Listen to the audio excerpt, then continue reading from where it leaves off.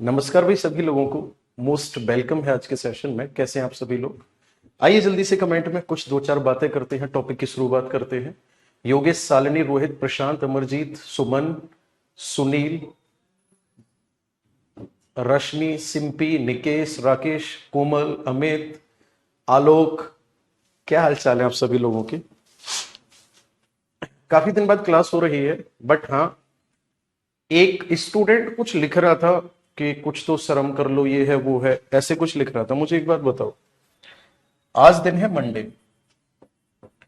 Monday के दिन maximum आपकी कितनी क्लास हो सकती है सर? दो क्लास। कोई भी दो टीचर क्लास ले सकते हैं, हाँ या ना?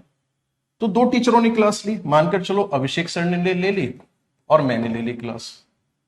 तो राशि सर का तो नंबर कट गया ना, राशि सर की तो आज क्लास हो ही नहीं पाई। अब अगर मैं और अभिषेक सर रेगुलर लेंगे तो राशि सर का लास्ट में नंबर आएगा।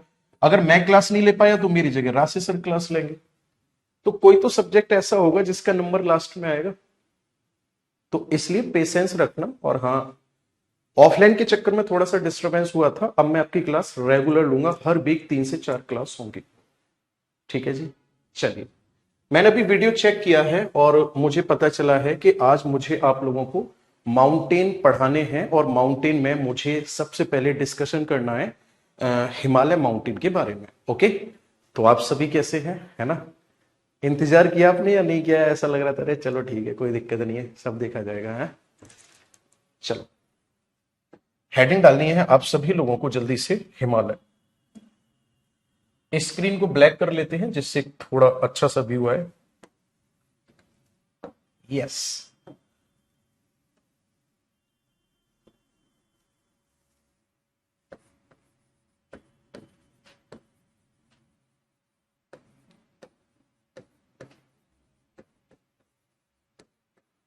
हिमालय माउंटेन,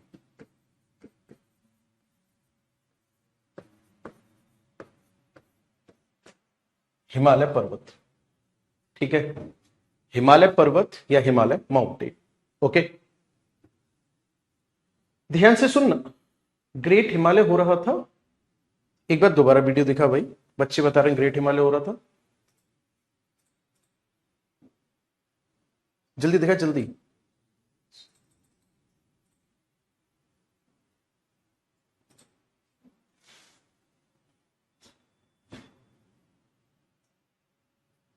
यही है लास्ट क्लास?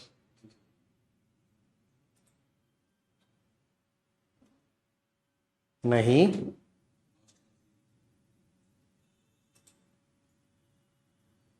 देख इसके बाद कोई और क्लास तो नहीं है।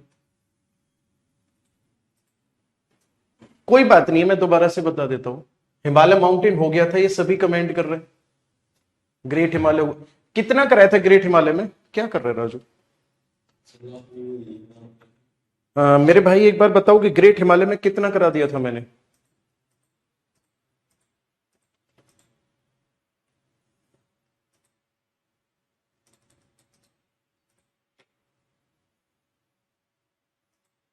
फोर्स अप्लाई होगा क्या? अफगानिस्तान का जो क्या नाम है, जुर्म नामक स्थान पर उसका।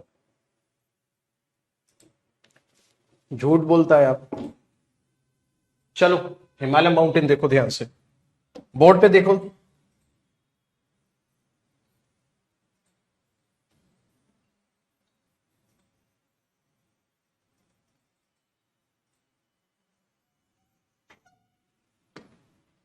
अगर मैं हिमालय माउंटेन की बात करूंगा तो आपको अच्छे से पता है, यहां से लेकर के इधर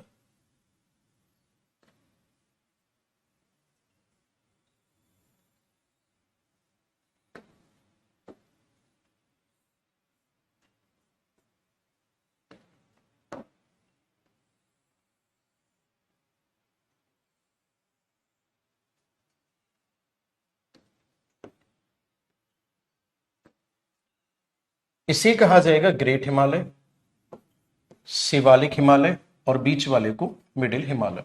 ये तीन भाग है। आगे बात समझ में? ये तीन भाग है।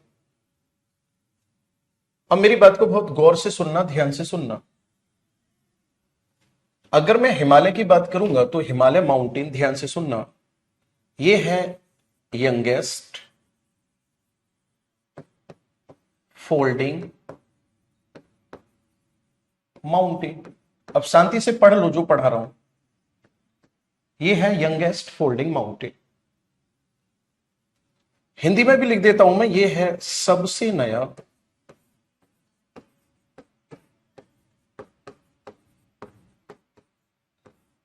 ये सबसे नया मोड़दार पर्वत है। क्लियर है जी? ये क्या है? ये है सबसे नया मोड़दार पर्वत। अब सबसे नया मोड़दार पर्वत है, इसका मतलब क्या है सर? इसका मतलब ये है कि जो हिमालय माउंटेन है, इसकी हाइट की अगर मैं बात करूंगा तो हाइट जो है इसकी इंक्रीज हो रही है।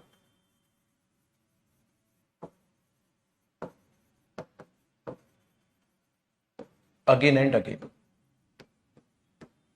इसकी जो ऊंचाई है, इसकी ऊंचाई लगातार बढ़ रही है।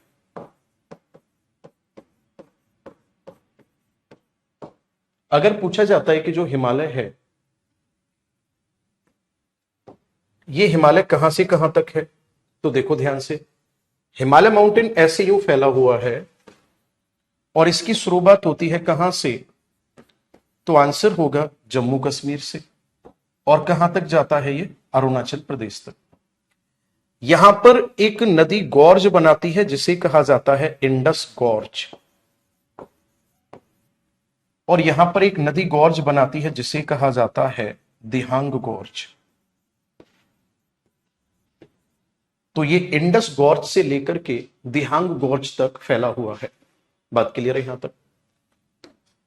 नेक्स्ट अगर मैं बात करूंगा, यार बच्चे कमेंट कर रहे हैं क्लास हुई, ये हो गया है, बैच में क्लास नहीं है, फिर गई कहां क्लास? ये किसी और कैटेगरी में तो नहीं डाल दी क्लास?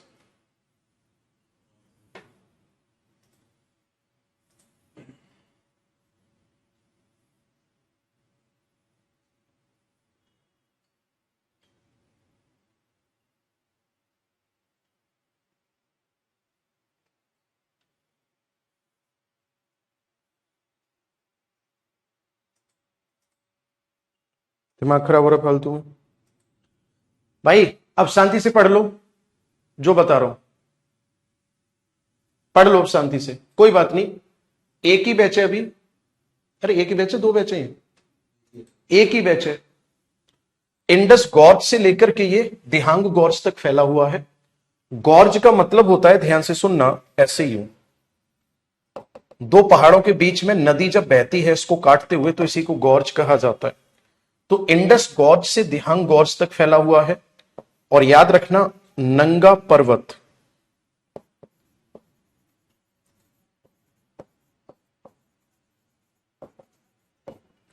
नंगा पर्वत पड़ता है जम्मू कश्मीर वाले क्षेत्र में। नंगा पर्वत से यह फैला हुआ है कहां तक?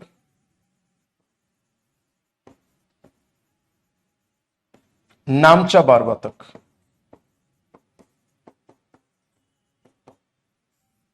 अगर आपसे पूछा जाता है शेप कैसी है इसकी,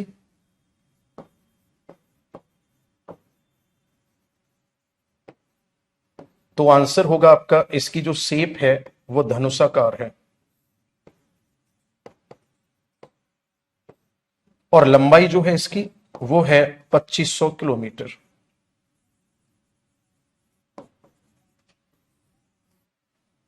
लंबाई कितनी है? 2500 किलोमीटर। ठीक है जी।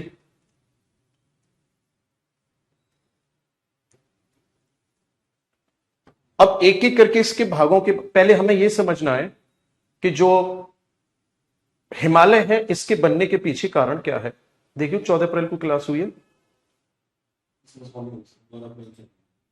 फिर गई कहां क्लास? पता नहीं भाई, इन्होंने कोई गड़बड़ कर दिया है। चलो जो भी है, आप लोग हेडिंग डालोगे फॉर्मेशन ऑफ हिमालय।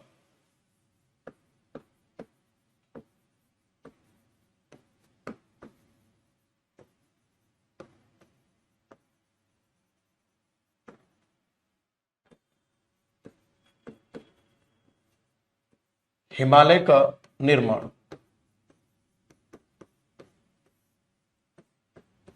कैसे हुआ है? हिमालय का निर्माण देखो ध्यान से बोर्ड पे,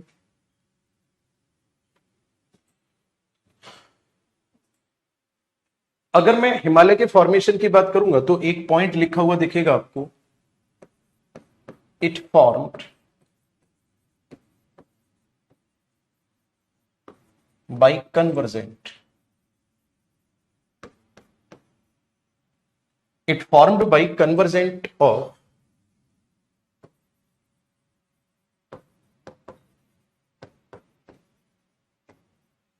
Eurasian plate and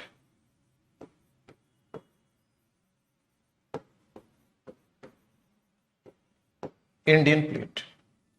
ये कैसे बना, तो आपका आंसर होगा यह, भारतीय प्लेट और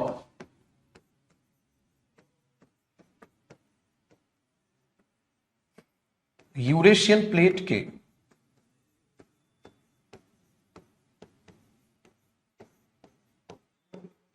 टकराने से बना था। इसी पॉइंट को मैं एक्सप्लेन करता हूं, ध्यान से समझना। बहुत ध्यान से समझना है। प्लेट क्या है ये तो मैं आपको ऑलरेडी बता चुका हूं, एक डायग्राम बनाते हैं उससे समझते हैं। शुरुआत में कंडीशन क्या थी पहले वो समझते हैं।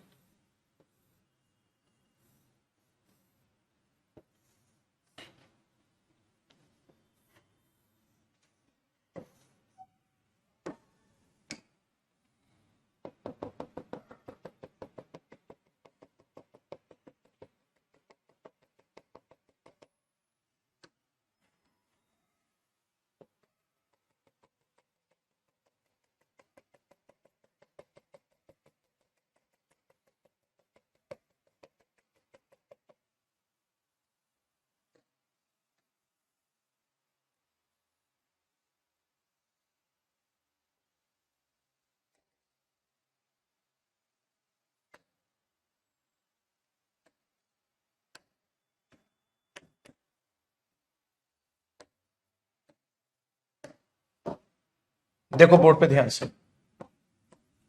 इसका नाम है इंडियन प्लेट और इसका नाम है यूरेशियन प्लेट। इन दोनों के बीच में यहां पर ये क्या है, तो आपका आंसर होगा, इन दोनों के बीच में था टेथिस सी। कोई दिक्कत ही नहीं है, टेथिस सी मौजूद था। ठीक है। जो गधे बार बार कमेंट करके ये बता रहे हैं मुझे कि ये सब पढ़ा चुके हो, यार मेंटल हो क्या अपने अंदर से? बैच में वीडियो नहीं दिख रहा है तो इसलिए बताना पड़ रहा है, आप लोगों का रिवाइज हो रहा है, तो क्यों बार बार कमेंट करके इरिटेट कर रहे हो कि ये बता दिया वो बता दिया? अरे रिवाइज हो जाएगा अगर 2-4 लाइन पढ़ा दिया तो। इतना कॉमन सेंस तो रखो अपने अंदर। क्या करूं, विश्व का भूगोल पढ़ा दूं? विश्व का भूगोल पढ़ा दूं? समझदार हो क्या ऐसी बातें करते हो? जब मैं कह रहा हूं कि कुछ अगर ऐसा है मैं पढ़ा चुका हूं, रिवाइज हो जाएगा, क्या पता मैं उसमें कुछ और एक्स्ट्रा बता दूं। तो कॉपरेट करने की बजाय गुस्सा दिला रहे हो फालतू में। शांति से पढ़ लो। जब ये प्लेट इधर की तरफ गति की, दोनों प्लेट में आपस में कोलिजन हुआ, तो कोलिजन होने की वजह से मैंने ये भी बताया होगा, ध्यान से सुनना, कि जो टेथिस सी वाला हिस्सा था, टेथिस सी वाला जो हिस्सा था, ये सबडक्ट कर गया था किसके अंदर, नीचे की तरफ। तो आपका आंसर होगा यूरेशियन प्लेट के नीचे की तरफ, ऐसे यू। और फिर यहां माउंटेन बना, लेकिन क्योंकि ये वाला पार्ट नीचे की तरफ धंस गया था, तो इसके नीचे धंसने की वजह से यहां से वॉल्केनिज्म हुई थी। यहां क्या हुआ था, वॉल्केनिज्म हुई थी। इतनी बात बता चुका हूं मैं। तो ध्यान से सुनना, हम यहां से सीधा सीधा यूं कह सकते हैं कि जब ये प्लेट टकराई तो इन प्लेट के टकराने से निर्माण हुआ सबसे पहले कौन से हिमालय का, ग्रेट हिमालय का। बात समझ आ रही है? ग्रेट हिमालय का निर्माण हुआ। अब मेरी बात को बहुत गौर से सुनना, ये प्लेट जब टकराई थी तो बिल्कुल ऐसे मान लो कि ये है यूरेशियन प्लेट, इसके पास इधर से आकर यूं टकरा गई इंडियन प्लेट, और जो इंडियन प्लेट इससे जाके टकराई तो ये एंटी क्लॉकवाइज कोलिजन हुआ था। आगे बात समझ में, एंटी वाइज क्लॉकवाइज कोलिजन हुआ, और जब एंटी क्लॉकवाइज कोलिजन हुआ तो ये हो जाएगा ईस्ट पार्ट। ये कौन सा पार्ट हो जाएगा? East part. ये वाला पार्ट हो जाएगा वेस्ट पार्ट। तो ध्यान से सुनना मेरी बात को, यहां फोर्स जो अप्लाई हुआ, ये फोर्स ज्यादा अप्लाई हुआ। यही कारण है कि ईस्ट वाले भाग की जो हाइट है वो ज्यादा है और इस वाले पार्ट की विड्थ ज्यादा है। क्लियर है जी? अब ध्यान से सुनना, जो ईस्ट वाला भाग है मैंने बताया कि इसकी हाइट ज्यादा है, फोर्स ज्यादा यहां पे लगा। और दूसरी बात, जो ईस्ट वाला भाग है, मैं लिख देता हूं एक पॉइंट यहां पर, ये किसके पास पड़ता है? Near bay of Bengal. ये वाला जो भाग है, पूर्वी भाग, ये कहां पर है? तो आपका आंसर होगा ये है बंगाल की खाड़ी के पास।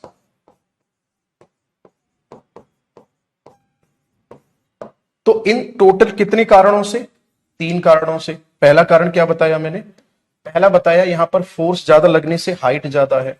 दूसरा बताया बंगाल की खाड़ी के पास है। तो इस पूर्वी भाग पर वर्षा ज्यादा होती है, और आपको अच्छे से पता है जहां वर्षा ज्यादा होगी वहां जैव विविधता कैसी होगी? आपका आंसर होगा वहां जैव विविधता होगी ज्यादा। तो अगर आपसे यह पूछा जाता है कि हिमालय के कौन से भाग में बायोडायवर्सिटी ज्यादा पाई जाती है, आपका आंसर होगा हिमालय के पूर्वी भाग में बायोडायवर्सिटी ज्यादा पाई जाती है। क्लियर है जी? क्यों पाई जाती है वो मैंने आपको यहां बता दिया। ठीक है, अब आप एक नया पॉइंट समझने की कोशिश करोगे कि जो हिमालयन रीजन है,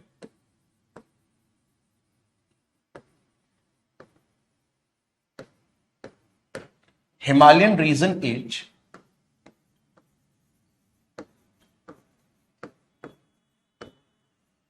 earthquake sensitive region.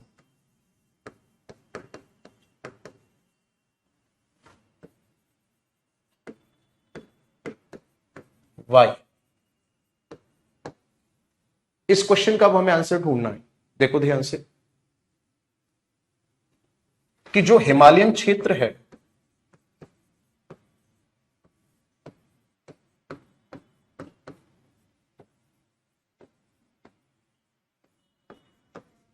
भूकंप संवेदी क्षेत्र क्यों है? अरे कहने का मतलब ये हिमालय के आसपास भूकंप ज्यादा क्यों आते हैं? आगे बात समझ में, हिमालय के आसपास भूकंप ज्यादा क्यों आते हैं? ध्यान से समझना। सर एक्चुअल में हुआ क्या, जैसे ही ये प्लेट आपस में टकराई, कौन कौन सी plate?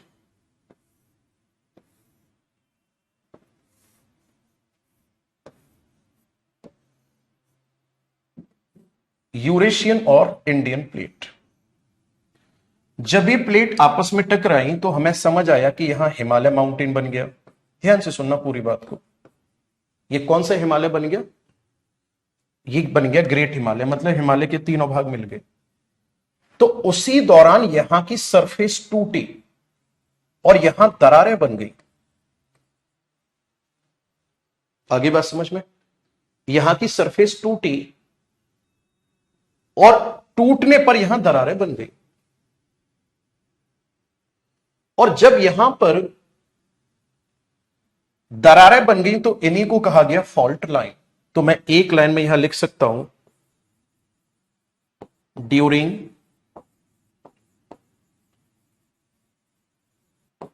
Convergent of the plates,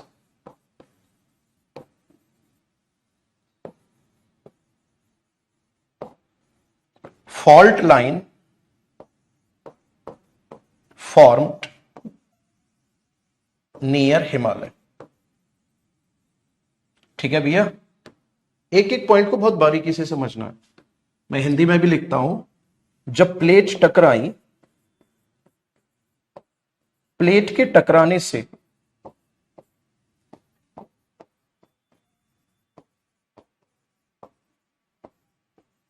Himalaya के पास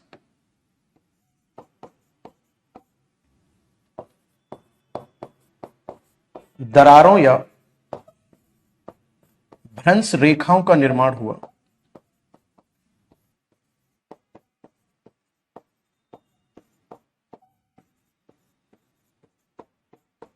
अब आप सोचकर देखो, एक दीवार ऐसी है जिसमें दरार पड़ गई है, तो उस दीवार में लगा हुआ मटेरियल कमजोर होगा या स्ट्रांग होगा? अरे कमजोर होगा। तो मैं इस बात को ऐसे भी लिख सकता हूं कि जो रॉक्स थे, रॉक्स ब्रेक हुई यहां पर और वीक हो गई दरार पड़ने से, यानी कि यहां पर चट्टान टूटी या टूटकर कमजोर हो गई।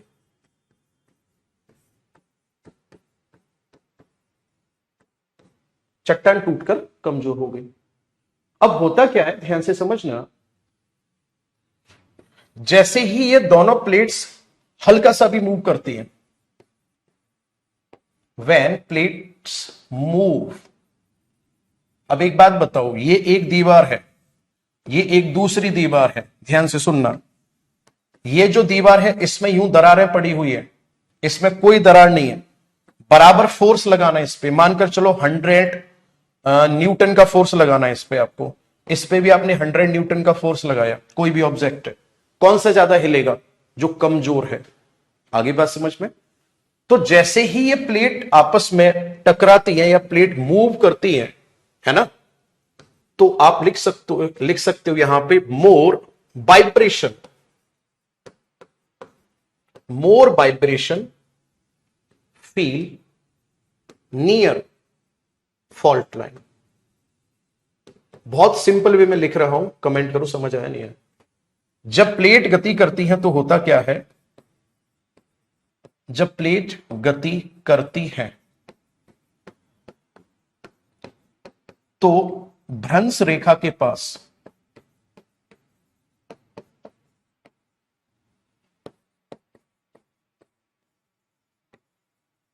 अधिक कंपन होते हैं।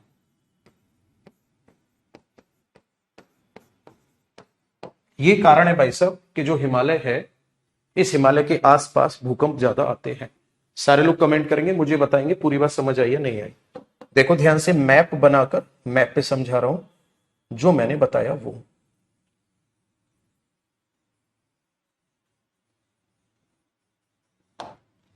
ये हिमालय हो गया आपका, बोलो हाँ या ना। तो जो ये हिमालय है ना, बना भी देते हैं हिमालय। जैसे यहां पर ये हिमालय है, ठीक है जी। तो इस हिमालय के आसपास वाले एरिया में यहां चाइना की तरफ यूं दरारें पड़ी हुई हैं, ऐसे यूं, यहां पे ऐसे यूं। और पता है इधर तक दरारें पड़ी हुई हैं। ये सब क्या है? फॉल्ट है। ये सभी के सभी क्या है? फॉल्ट है। नीचे दरारें पड़ी हुई हैं। अब जैसे ही भारतीय प्लेट जरा सी भी अगर मूव करती है तो पता है भूकंप कहां कहां आएगा? देखो ध्यान से, अफगानिस्तान, पाकिस्तान, चाइना, नेपाल, भूटान और यहां आपका म्यांमार, ये आपका पूरा का पूरा भारत। इन सभी देशों में अगर आपसे भूकंप आने का कारण पूछा जाता है तो कारण आपको क्या बताना है? जो आपके सामने बोर्ड पर लिखा हुआ है, जो आपके सामने बोर्ड पर लिखा हुआ है, यही कारण बताना है कि जब जब ये प्लेट गति करती है तब तब ये जो दरारें हैं, इन दरारों में भूकंप आ जाता है। और भारत में भी कहां कहां, मैं इधर लिख देता हूं, इंडिया में कहां कहां, इंडिया में पूरा हिमालयन रीजन तो होगा ही होगा। पता है इंडिया में क्या है? उत्तराखंड से एक दरार निकलती है और ये आती है दिल्ली में। दिल्ली से एक दरार जाती है उत्तर प्रदेश में और एक दरार यहीं से जाती है हरियाणा में। तो अगर उत्तराखंड में भूकंप आएगा तो इसका प्रभाव दिल्ली में भी देखने को मिलेगा, यूपी में भी, हरियाणा में भी, और एक लिंक है इसका राजस्थान, राजस्थान में भी देखने को मिलेगा। मस्त वाली चीज बताई या नहीं बताई? अब जैसे एग्जाम्पल की बात कर लेते हैं, 2023 में भूकंप आया, देखो ध्यान से, 2023 में भूकंप आया कहां पर? आपका आंसर होगा अफगानिस्तान के जुर्म नामक स्थान पर। अफगानिस्तान में कहां पर? जुर्म नामक स्थान पर भूकंप आया और ऐसा माना जाता है कि इसने दुनिया के 15 देशों को प्रभावित किया। कारण क्या है? भूकंप कहां आया? अफगानिस्तान में, लिखा हुआ है बोर्ड पे। कारण क्या होगा? एक ही होगा, the movement of Indian plate and Eurasian plate. जितने लोग लाइव हैं जल्दी से कमेंट करें, पूरा समझ आया नहीं आया? और दिल्ली में भूकंप आने के क्या कारण है? शायद पहले एक शॉर्ट वीडियो देखा होगा आपने जिसमें केवल 60 सेकंड में पूरा एक्सप्लेन कर रखा है। फॉल्ट लाइन का कमाल है पूरा का पूरा। जैसे ही प्लेट एक्टिव होती है, मतलब जैसे ही प्लेट मूव करती है तुरंत अरे आप इस बात को ऐसे समझ कर देखो, आपका ये हाथ है, इस हाथ में यहां पर फ्रैक्चर हुआ है, ठीक है, पहले कभी हुआ था, ऊपर से देखने पर आपको ये नॉर्मल लगेगा। अगर आप ऐसे यूं हिट करते हो इसको किसी भी दीवार से तो कहां ज्यादा दर्द होगा, यहां या फ्रैक्चर पे? फ्रैक्चर पे ज्यादा दर्द होगा। सर टर्की में अर्थक्वेक आने के पीछे कारण क्या था? टर्की में अर्थक्वेक आने के पीछे जो कारण है वो है, वहां एक एनाटोलियन प्लेट है और एक अरेबियन प्लेट है, दोनों में मूवमेंट हुआ है। वहां हिमालय का कोई रिलेशन नहीं है। वहां भूकंप प्लेट के ही कारण आया था, प्लेट मूवमेंट के कारण, लेकिन हिमालय से उसका कोई लेना देना नहीं है, वो अलग प्लेट है। ये पूरा क्लियर हो गया आपका यहां तक? चलिए, अब आपसे कोई अगर ये पूछता है कि दिल्ली में भूकंप आने के पीछे कारण क्या होगा, तो आप क्या बताओगे? सर जब हिमालय बना था तो हिमालय बनने के दरमियान कुछ फॉल्ट लाइन उत्तराखंड में बने और वही फॉल्ट लाइन इनडायरेक्टली कनेक्टेड है दिल्ली के साथ। दिल्ली के नीचे 3 दरारें पड़ी हुई हैं, जैसे ही प्लेट मूव करती है ये दरारें एक्टिव होती हैं तो यहां भी भूकंप आता है। आगे बात समझ में? चलिए अब आ जाते हैं अगले पॉइंट पे। आप हेडिंग डालोगे ग्रेट हिमालय। इनके भाग भी तो सीखने एक एक करके।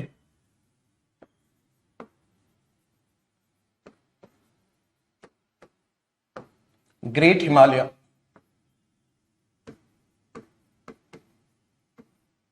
हिंदी में इसको कहा जाता है महान हिमालय। देखो ध्यान से, महान हिमालय की अगर मैं बात करूंगा तो सबसे पहले एक पॉइंट लिख रहा हूं मैं यहां, यह है सर मेजर पार्ट।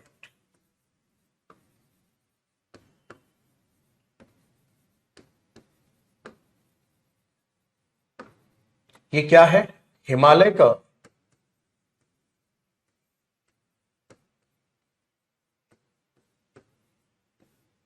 मुख्य भाग है। अब एक बात बताओ, एक माउंटेन में मुख्य चीज क्या हो सकती है? एक माउंटेन में मुख्य चीज क्या हो सकती है? उसकी हाइट, ऊंचाई, जब भी तो आप माउंटेन कह रहे हो, नहीं तो पहाड़ी बोलते, हाईलैंड्स बोलते, प्लेन्स बोलते, हाँ या ना? हाइट उसकी मैटर करती है और ये मेजर पार्ट है, तो इस बात को मैं ऐसे भी तो कह सकता हूं कि ये हाईएस्ट पार्ट है। बिल्कुल कहा जा सकता है हाईएस्ट पार्ट ऑफ हिमालय। ये क्या है सर? ये है हिमालय का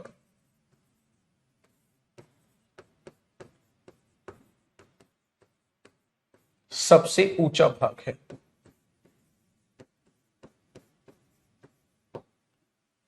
अगर एवरेज हाइट की बात करेंगे हम, तो एवरेज हाइट जो है इसकी ये है 6000 मीटर। औसत ऊंचाई 6000 मीटर है। अब सबसे ऊंचा भाग है तो सिंपल सी बात है, यहां बर्फबारी कम होगी या ज्यादा होगी? ज्यादा होगी, तो ये स्नो कवर्ड रहता है। और जब ये स्नो कवर्ड रहता है तो इसीलिए इसको नाम दिया जाता है हिमाद्री। इसे क्या कहा जाता है? हिमाद्री कहा जाता है।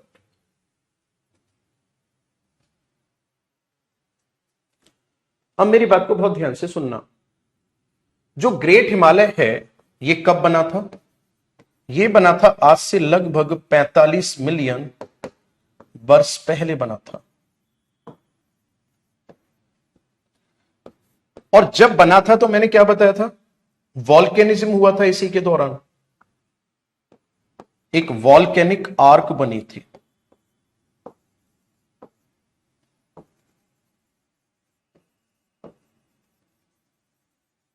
Also formed in this Himalaya. लिख रहा हूं फिर समझाता हूं। हुआ क्या था? इस भाग में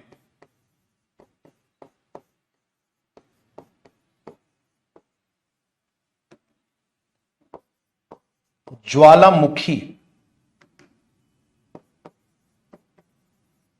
इस भाग में ज्वालामुखी श्रृंखला बनी थी। क्या मतलब है इस बात का? समझो इस बात को क्या मतलब है। इस बात का मतलब यह है सर कि यहां ये ग्रेट हिमालय बनकर तैयार हुआ, सही है। लेकिन इसी दरमियान क्या हुआ?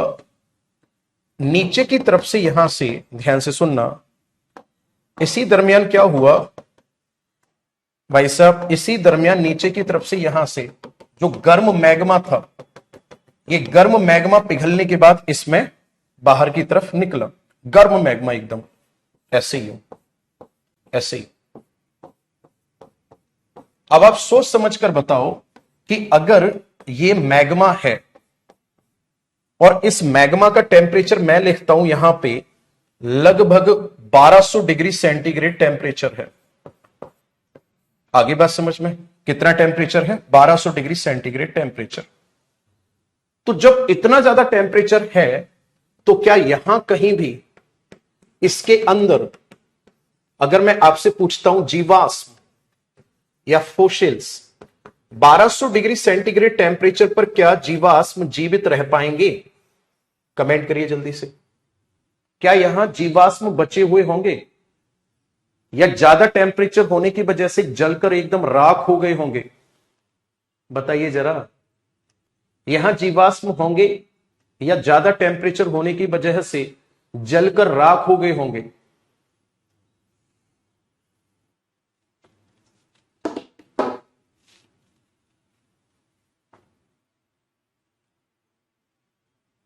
जीवाश्म पाए जाएंगे? नो। मैं लिख देता हूं इसमें, फॉसिल्स नॉट फाउंड।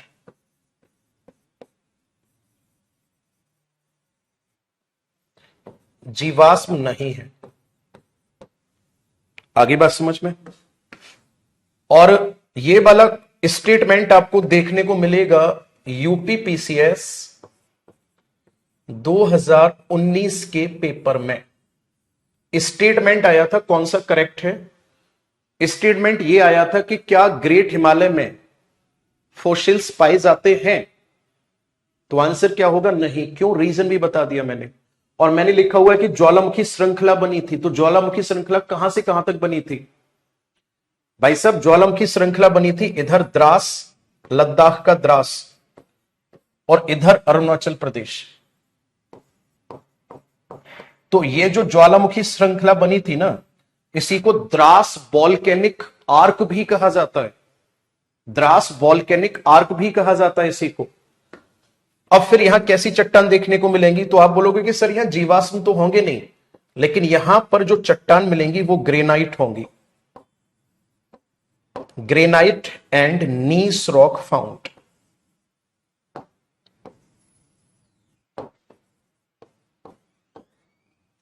यहां कौन सी चट्टान मिलेगी? तो आपको, आपका आंसर होगा granite and gneiss rock found. यहां पर आपको मिलेंगी ग्रेनाइट और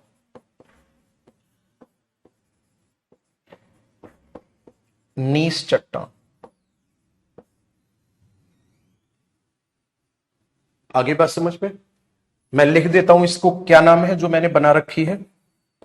इसका नाम है Dras volcanic arc, Dras volcanic arc. आपके सामने जो लिखा हुआ है पूरा नोट करोगे, डायग्राम बनाओगे, ठीक है।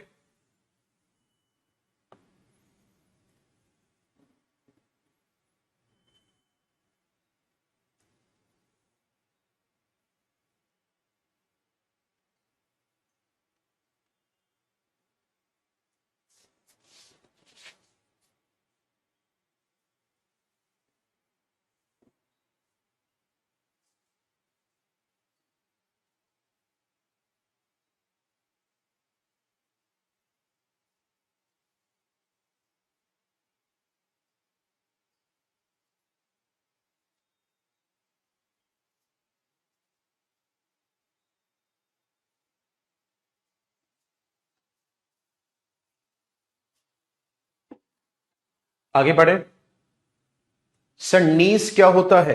जब ग्रेनाइट पत्थर पुराना होता जाता है तो इसका टेम्परेचर बढ़ता है, तो इसकी केमिकल और फिजिकल स्टेज में चेंजेस आते हैं, उसी से फिर नीस बनता है।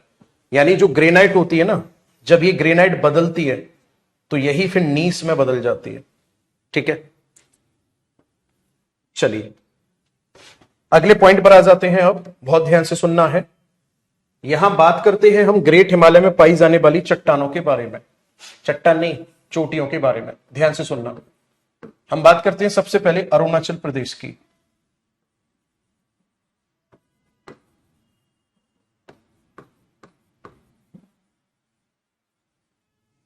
उसके बाद फिर हम बात करेंगे नेपाल की। अरुणाचल प्रदेश की अगर मैं बात करूंगा तो यहां चोटी पड़ती है नामचा बारवा।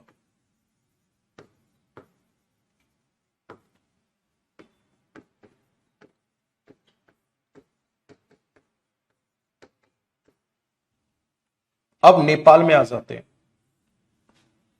जो नेपाल वाला भाग है, ध्यान से सुनना, ये माउंटेन, यहां पर ये हाईएस्ट पार्ट है।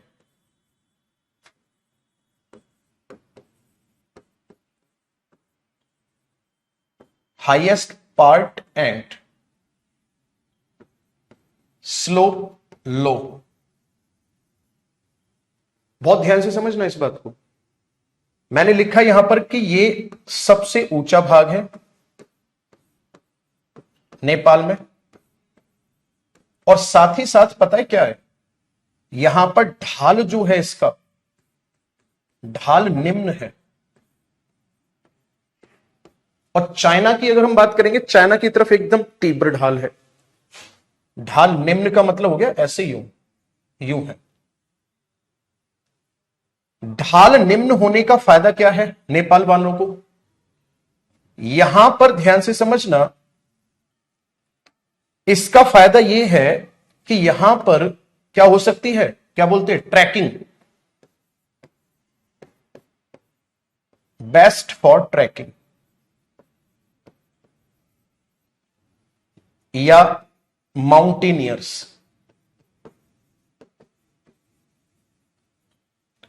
मैं लिख देता हूं, यह है सर पर्वतारोहण के लिए।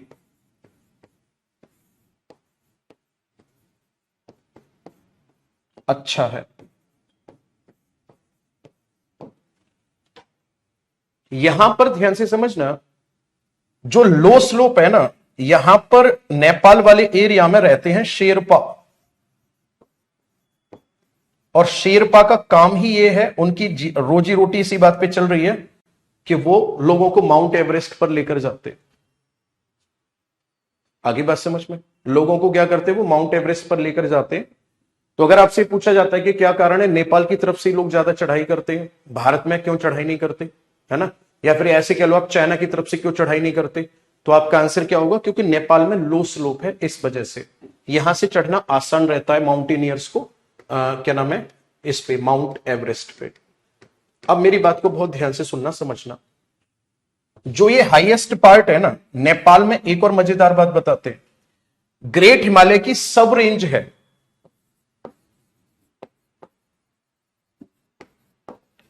सब रेंज ऑफ ग्रेट हिमालय, यहां पर है महान हिमालय की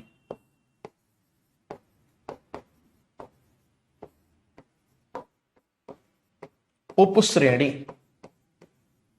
क्या मतलब है इस बात का? देखो ध्यान से, जैसे ये है ग्रेट हिमालय, और इसी में से एक भाग यूं कट गया। क्लियर है? ध्यान से सुनते चलना जो बता रहा हूं। तो इसको तो मैं लिख देता हूं ग्रेट हिमालय, इसी की सब रेंज हो गई, इसको कहा जाता है महालंगुर हिमाल। क्या कहा जाता है इसको? इसे कहा जाता है महालंगुर हिमाल। मतलब ये ग्रेट हिमालय का ही पार्ट है। जो महालंगुर हिमाल है, इसी महालंगुर हिमाल पर स्थित है माउंट एवरेस्ट। इसी पर क्या है? माउंट एवरेस्ट है। ईमानदारी से बताओ, मजा आ रहा है नहीं आ रहा है? ऊंचाई 8,848 मीटर। अब अगर आपसे पूछा जाता है कि जो माउंट एवरेस्ट है वो किस देश में है? नेपाल में है। माउंट एवरेस्ट हिमालय के किस भाग पर है? ग्रेट हिमालय पर। माउंट एवरेस्ट किस रेंज पर है, किस सब रेंज पर है? महालंगुर हिमाल पर है। किस पर है? महालंगुर हिमाल पर है। बात समझ आई या नहीं है? अब ध्यान से सुनना, क्योंकि नेपाल की तरफ से इस पर चढ़ाई होती है, लगातार चढ़ाई होती है। कंडीशन यह बनाती है कि जो भी माउंटेनियर्स यहां जाते हैं, जो माउंटेनियर्स यहां जाते हैं, बहुत सारा यहां पे वेस्ट प्रोडक्ट छोड़कर आते। यहां पर ये क्या है? वेस्टेज या वेस्ट प्रोडक्ट है। और इनको छोड़कर कौन आया है? माउंटेनियर्स।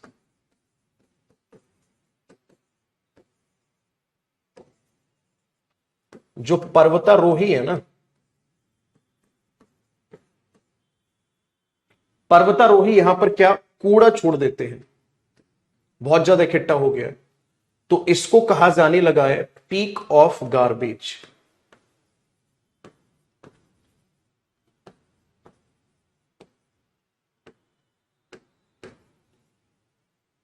कूड़े की चोटी।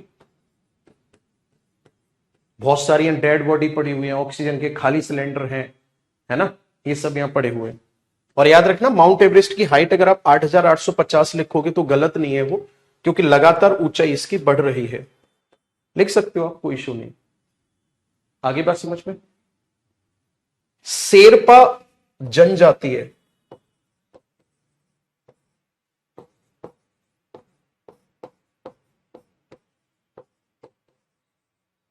ये पर्वत पर चढ़ाई कराते हैं।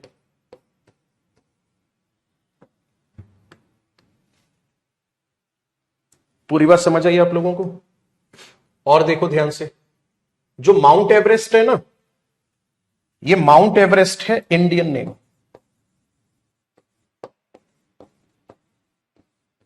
भारत में माउंट एवरेस्ट कहा जाता है। अगर आपसे अगर आपसे यह पूछा जाता है कि इसका नेपाली नेम क्या है और इसका चाइनीज नेम क्या है,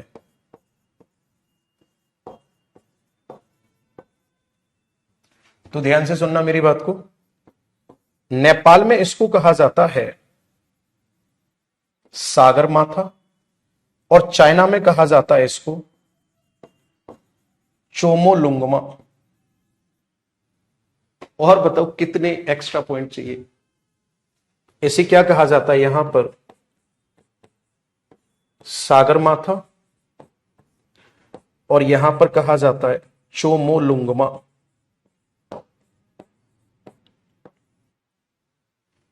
कर दो नोट जल्दी से।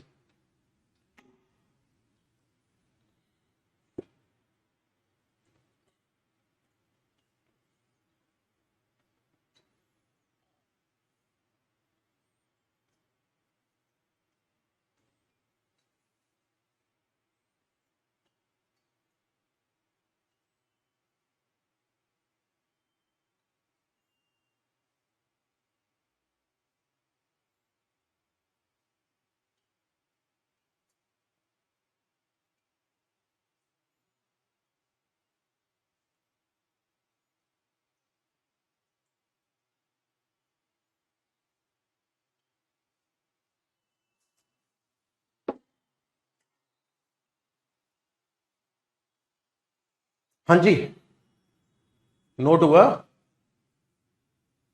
गुरुजी ये बेस्ट फॉर ट्रैकिंग है। मेरे भाई ट्रैकिंग का मतलब होता है पहाड़ पर चढ़कर जाना, और ढलान भाई दो स्थिति है, एक ये है और एक ये है।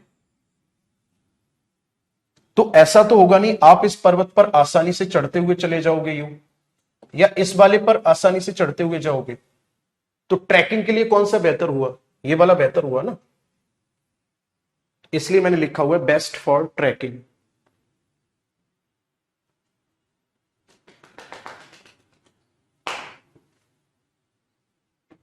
हाँ, राकेश नाम से कमेंट आ रहा है, सर आप समझाने के बाद अलग से नोट्स बना दिया करो। वह है मेरे शेर, ऐप पर एक नया अपडेट आ रहा है, उसके बाद में ना टीचर पहले समझाएगा, फिर फोन में से निकल कर स्टूडेंट का हाथ पकड़ेगा और यूं कॉपी पर लिखवा रहा होगा उसको। बताओ क्या चाहते हो, ऐसा कुछ अपडेट आना चाहिए कि टीचर ही अपने हाथ से आपके नोट्स भी बना रहा होगा और आपको एग्जाम सेंटर तक छोड़कर भी आएगा। क्या चाहते हो, ऐसा कुछ होना चाहिए या नहीं, या अपने आप कर लोगे।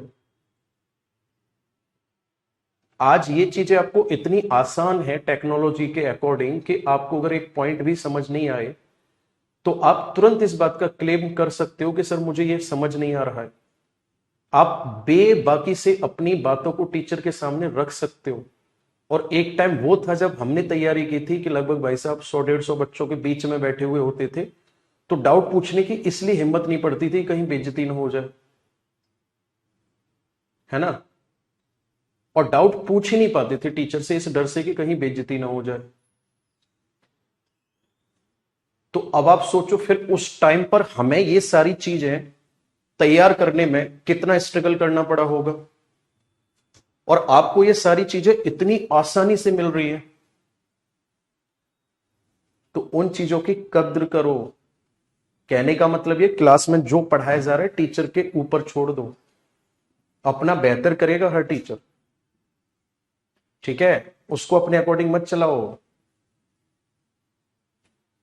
सर ऐसे ही टीचर से पढ़ना था शुरू से, अब जाकर सफल हुआ आपका बैच लेके। अरे मेरे भाई रुलाएगा क्या, मैं आपके बैच का ऐसा इंतजाम कर दूंगा कि जब तक सिलेबस फिनिश नहीं हो जाता डेली क्लास होगी आपके बैच में। अमित कह रहे हैं वेस्टेज क्या क्या है। वेस्टेज में यहां पड़े हुए डेड बॉडी, है ना, यहाँ पे जो लोग जाते हैं वहां पे ऊपर चढ़ने के लिए वहीं पे कैंपिंग करते हैं, फिर क्या करते हैं भाई सब फ्रेश होने भी वहीं जाते हैं। तो सीवेज भी पड़ा हुआ है यहाँ, ऑक्सीजन के खाली सिलेंडर पड़े हुए हैं, है ना, फूड पैकेट्स पड़े हुए हैं, प्लास्टिक वेस्टेज है यहाँ पे। तो नेपाल से जवाब मांगा जा रहा है कि आपकी वजह से ये सब हो रहा है, क्या आप इसको साफ करवाओगे या कब तक साफ करवाओगे।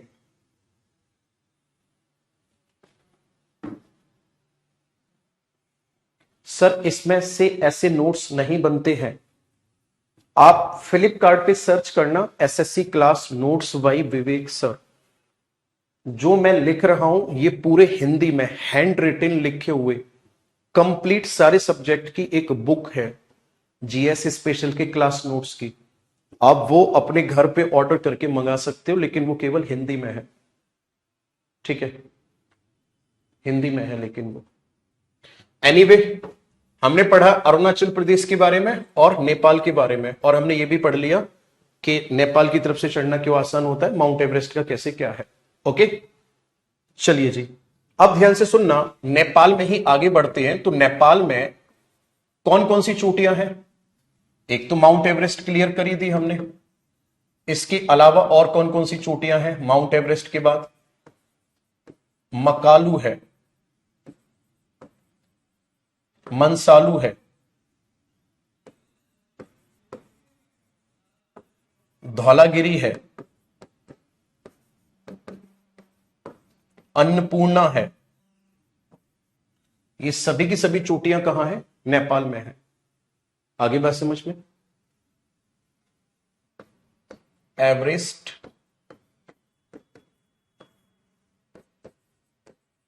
मकालू, मसालू, धौलागिरी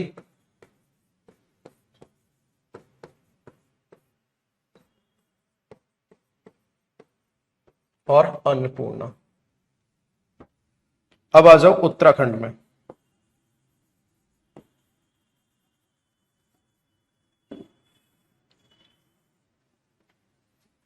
यहां पर एक चोटी है नंदा देवी,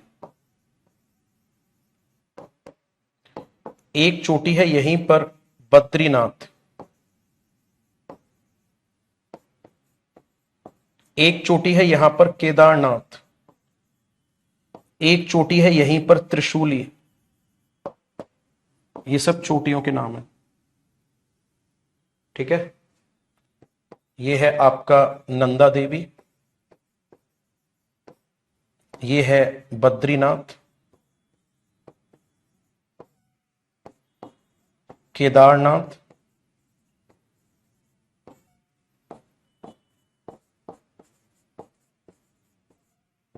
त्रिशूली।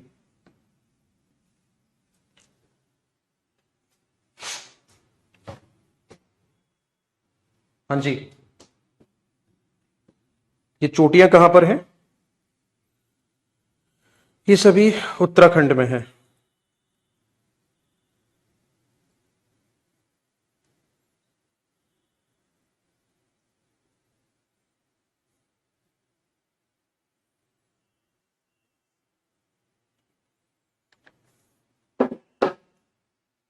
सब उत्तराखंड में है ये। अब नंदा देवी पे एक और पॉइंट खास सुनो।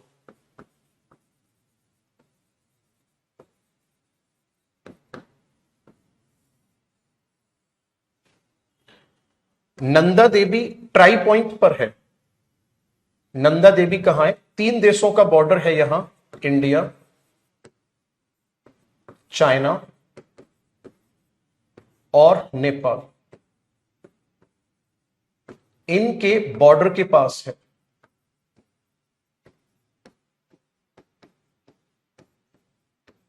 मैप पर दिखाऊं कहां है?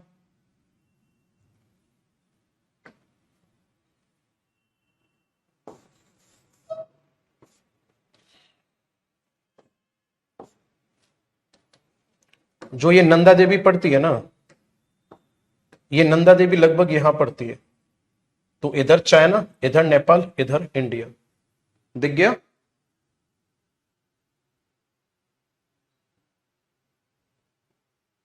केदारनाथ चोटी पर केदारनाथ मंदिर है, बिल्कुल आपने सही कहा। तो यहां से अगर आज के बाद आपसे पूछा जाता है कि ये बताओ केदारनाथ जो बाबा का मंदिर है वो किस हिमालय पर है, आप तुरंत बोलोगे जी ग्रेट हिमालय पर है। बद्रीनाथ ग्रेट हिमालय। नंदा देवी के बारे में सुनो, मैंने क्या बताया, तीनों देश के बॉर्डर पर है। 1962 का जब युद्ध हुआ तो हमारी हार हुई, हमें बहुत बुरा लगा। हमने यूएसए वालों से बात की कि भाई यार हमारी तो हार हो गई, कुछ करो। यूएसए वाले बोले कि भाई एक काम करो, तुम ज्यादा मानवता के बारे में मत सोचो। देखो हमने क्या किया था, 6 अगस्त और 9 अगस्त 1945 को हिरोशिमा